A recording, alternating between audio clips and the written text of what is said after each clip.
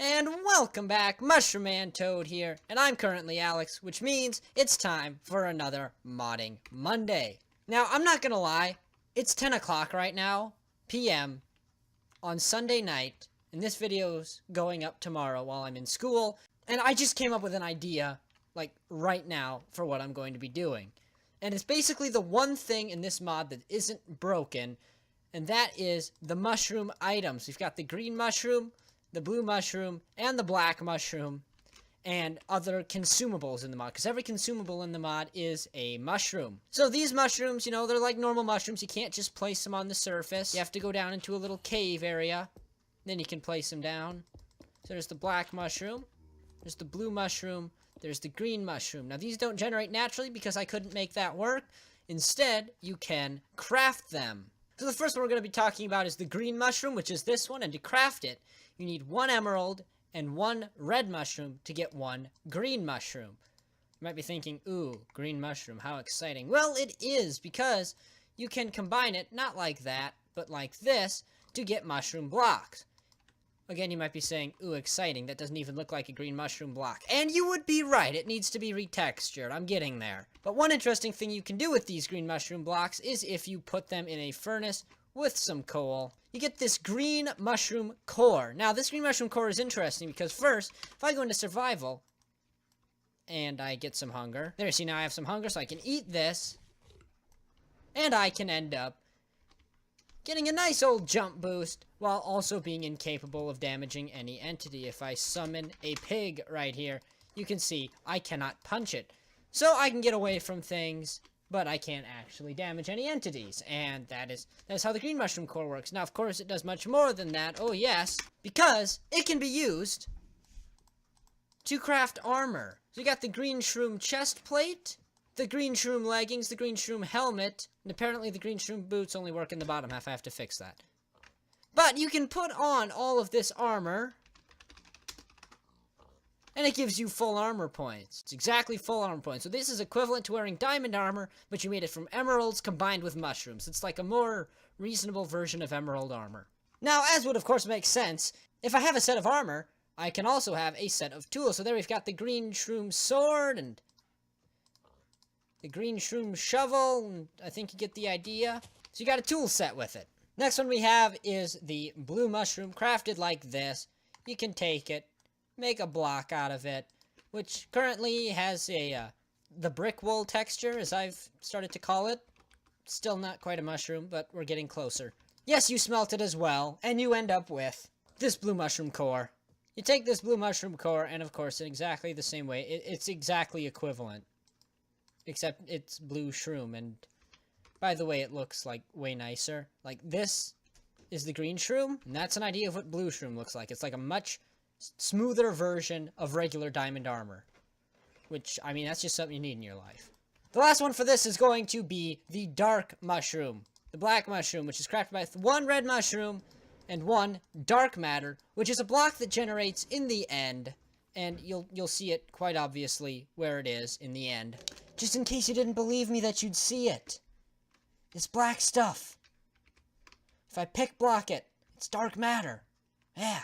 Oh, great. Now I'm lost. Alright, looks like I'll be doing the rest of this right up here. What happens when I eat these? So we've got the blue mushroom core, and the black mushroom can be smelted into the black mushroom core, black mushroom block. It's all the same. There is the black mushroom block.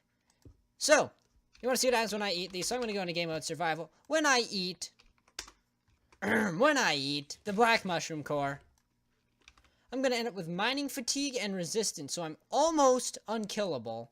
Like you'll see here, this shouldn't even damage me. Like, yeah, 1/2 heart. I should have taken way more than that. But I can't break anything. I mean, it's impossible to break blocks like this, even with this green mushroom shovel. Yeah, no progress. Effect at P. Clear.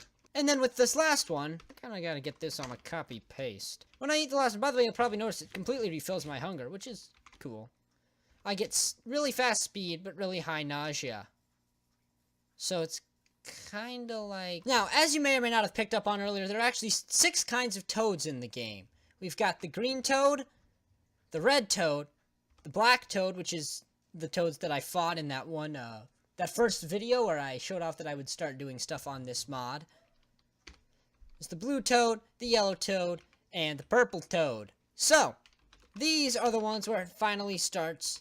Let's try survival. Where it finally starts to get interesting with what these potion effects are going to be. And I can also eat them without needing the hunger. So, what can these each do? Well, we'll start off with the extra life. This one is pretty sensible.